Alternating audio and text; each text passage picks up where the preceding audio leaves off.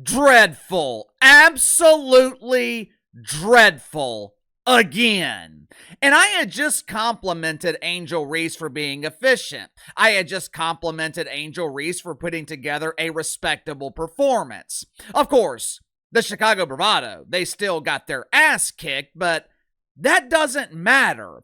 All that matters to the lonely men who follow Angel Reese on social media is that she looks good.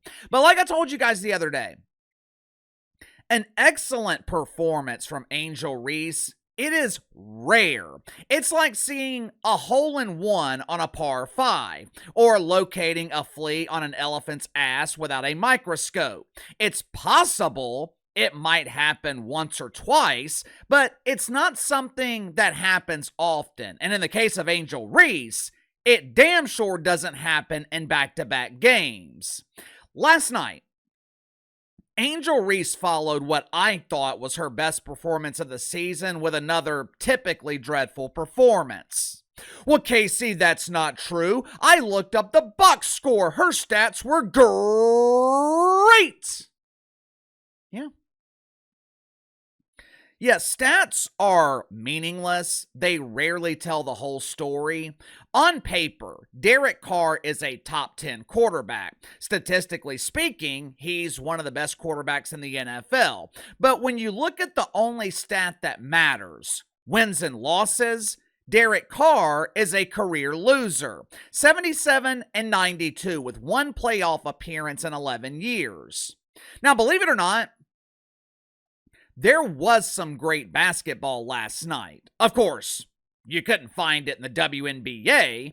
ABC featured 2 teams with 10 highly skilled players on the court. I know there is minimal interest in the NBA Finals right now. I know ratings are circling the pooper, but this has been a phenomenal series. If you can get past the horrific broadcast from ESPN, this has been the best NBA Finals in years. Meanwhile, on ION or ION, whatever the hell the network is called, they were featuring something that attempted to resemble basketball.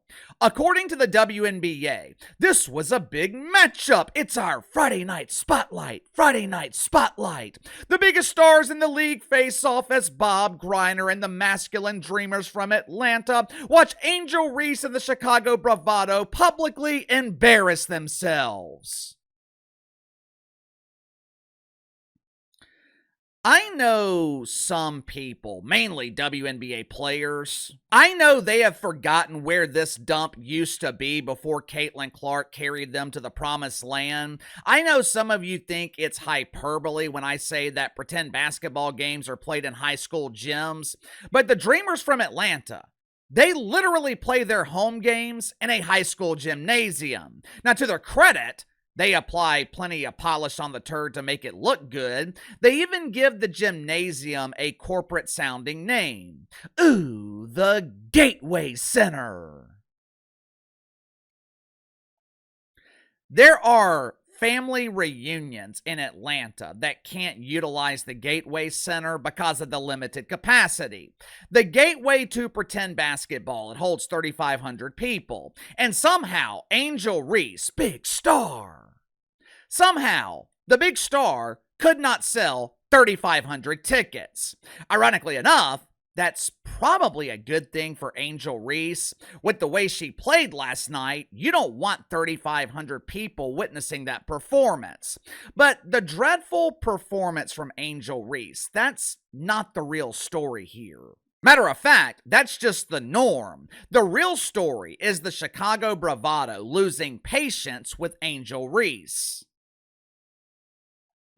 Make sure to like and subscribe. You can follow me on Twitter at KC_BTL84. Quick channel update. You guys are going to notice some changes next week. I'll be in Nashville for the next couple of weeks. And no, I am not going so I can attend some doofus No Kings protest. I am packing plenty of liberal repellent to keep the protest away from me. But the upload schedule will remain the same. I might cut back a little bit this weekend. This might be the only video today. I haven't decided yet, but it will be business as usual here on the channel next week. But when you notice the change of scenery, that's why. Headline at the Chicago Sun-Times. Angel Reese is still learning, but the discourse won't wait.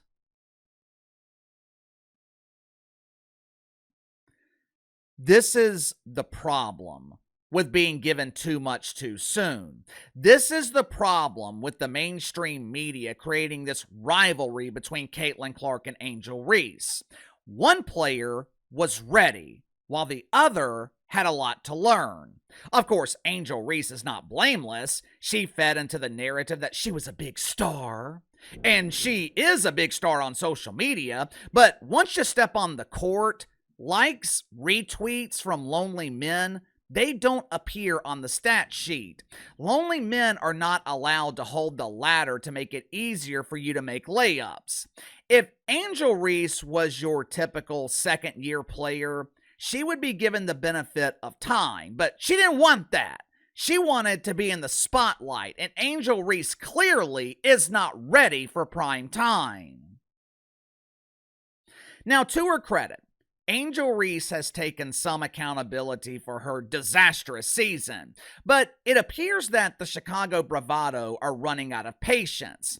The Chicago Sun-Times, they spoke with the general manager of the Chicago Bravado, Jeff Pagliocca. According to Jeffrey, we need more production out of Angel Reese, and that's yet to come together. Tja. No shit. It is rare to see GMs being this blunt about their star player. Head coach Tyler Marsh, he tried to take some of the heat off Angel Reese. He claimed some of the responsibility for her dreadful season by claiming that they need to create better looks for her on the court.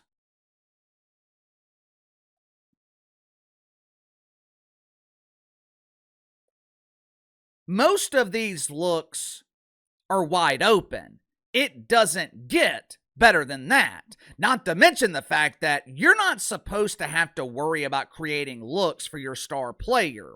Your star player is supposed to use their gravity to create looks and elevate the rest of the team. No one had to create for Shaq. Shaq was so dominant, he went out there and took it. Coaches aren't creating looks for Caitlin Clark. She uses her gravity to create looks for everyone else. To me, this indicates a clear frustration from the organization with Angel Reese. And it's not hard to understand why. It's not hard to understand their frustration. Angel Reese is shooting 36% on shots within 5 feet from the basket, which makes her the worst in a league filled with players who can't make shots from 5 inches away from the basket. And most of these shots that she is missing, they are wide open. There were plenty of open looks last night created for Angel Reese. She just lacks the ability to make them. Let me show you a couple of examples. The first is a wide open mid-range jumper. In true Angel Reese fashion, she barely hits the front of the rim.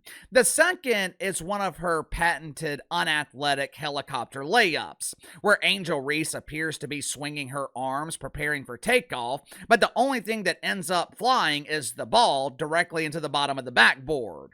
Watch for yourself.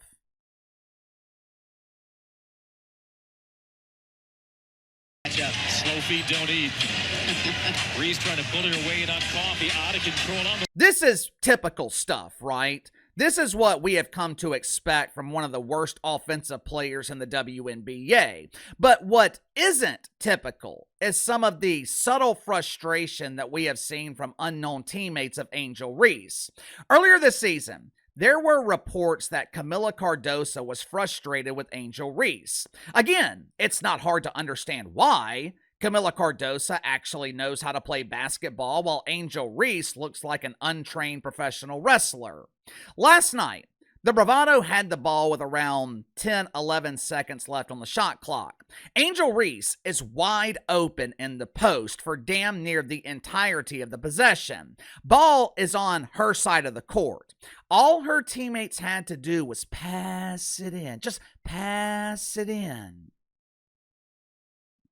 Instead, the Bravado appeared to be playing a game of keep away with Angel Reese, which is a strategy they clearly stole from the regulation-sized goals in the WNBA, who have been playing keep away from Angel Reese her entire career. Watch for yourself. This is their 7th game already on the road out of 10. And they still have one more. This is a 3-game road trip for them. Phantom Maroon, shot clock at 1, hounded by pound. Others. I was talking to someone the other day who closely follows the WNBA, and I thought he made an interesting point. Now, he was talking about the league as a whole, but I'm wondering if we're already starting to see this with her bravado teammates. He predicted that there could be building resentment amongst WNBA players towards Angel Reese. Now, obviously, they would not admit that publicly, at least not yet. But when you think about it, it makes sense. There are skilled players in the WNBA. There are some good basketball players in this league. It's not something that's prevalent, but they do exist. Problem is, most people don't know they exist. Why? Because all the mainstream media attention is given to Angel Reese. Keyword, given. Not only that, the endorsement deals are also being given to Angel Reese. My wife bought some Reese's cereal the other day, which looks absolutely disgusting. I am biased, though, because I don't eat cereal. I don't like milk. But whose face was on the side of the box along with the side of the milk carton? Angel Reese. You have skilled players in the WNBA being completely overlooked, while an unskilled player receives all the recognition. That is a recipe for resentment. The truth is, Angel Reese, she's just not an impact player. She is the WNBA's version of Derek Carr. Looks great on paper, she can fill the box score with double-doubles every night, but it doesn't translate to winning. And that's not just my opinion. Go look at her record. Listen to the organization. Listen to her head coach. He admitted he needs to create more open looks for Angel Reese. When you're the star player, you're supposed to create open looks for everyone else. If Angel Reese wasn't Angel Reese, I don't think she would be starting, and I would not be surprised if she was traded by the Chicago Bravado. Give me your thoughts on this. Angel Reese has another horrific performance that looks great on paper. The Chicago Bravado continue their season-long tradition of getting their ass kicked. Is there resentment building towards Angel Reese? Could she be traded by the Chicago Bravado? Let me know. Sound off in the comments below. I'll see you guys later.